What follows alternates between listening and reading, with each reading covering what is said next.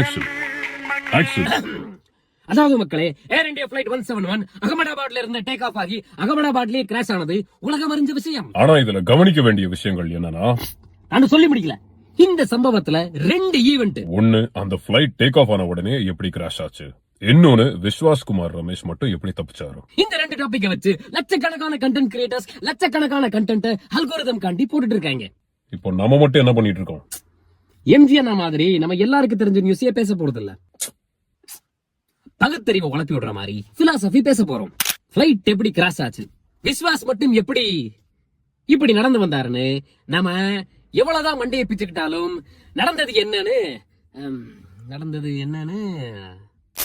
இது வரைக்கும் நம்ம பார்த்துட்டு இருக்கிற எல்லா கான்டென்ட்லயும் ஒன்னு, அவங்க ஸ்பெகுலேட் பண்றாங்க, இல்ல ஹைபோதசிஸ பிரசன்ட் பண்றாங்க. யுஎஸ் இல்ல சைனா இந்தியாவுடைய டூரிசம் ரெவன்யூவை அடிக்கிறதுக்காண்டி எலக்ட்ரானிக் வார்ஃபேர் மூலமாக பிளைட் சிஸ்டம்ஸ் ஜாம் பண்ணி விட்டாங்கன்னு சொல்றது ஸ்பெகுலேஷன். பைலட்ஸ் உடைய எரர்னால ஏற்பட்டிருக்கலாம்னு சொல்றது, இல்ல இன்ஜின் ஃபெயிலியர்னால ஏற்பட்டிருக்கலாம்னு சொல்றது ஹைபோதசிஸ்.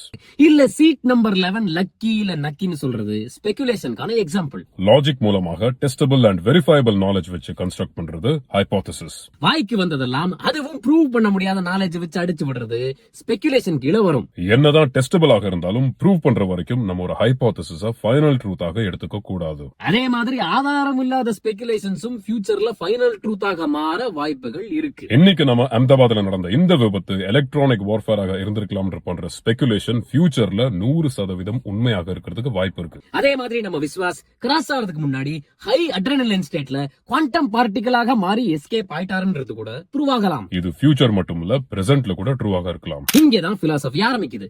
நேச்சர் ஆஃப் ட்ரூத் என்னன்னு தெரியுங்களா? எது நமக்கு உண்மைன்னு போற்றப்படுதோ அதுதான் உண்மை. அறிவியலுக்கு எவ்வளவு நாளும் தெரிஞ்சிருக்கலாம், ஆனா அறிவியலுக்கு இவ்வளவுதான் தெரியும். நீங்க எதை உண்மைன்னு கருதணும்ன்றது முடிவு பண்றது government agencies and capital fund management companies. இதுல நம்ம கண்ணுக்கு தெரியாத எத்தனையோ ஆர்கனைசேஷன்ஸ் பின்னாடி இருந்துகிட்டு இன்ஃபர்மேஷனை கண்ட்ரோல் பண்ணலாம். இவனும் அடிச்சுதான் விடுறான்னு வச்சுக்கோங்க.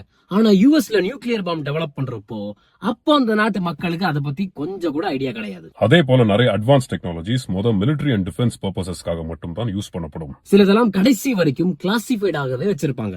சோ நாம என்ன ஸ்பெகுலேட் பண்ணணும், என்ன ஹைபோதசைஸ் பண்ணலாம்ன்றது கூட கவர்மெண்ட் ஏஜென்சிஸ் நினைச்சா கண்ட்ரோல் பண்ணலாம். இந்த மேட்ரிக்ஸ்ல இருந்து எஸ்கேப் ஆக 2 வழி.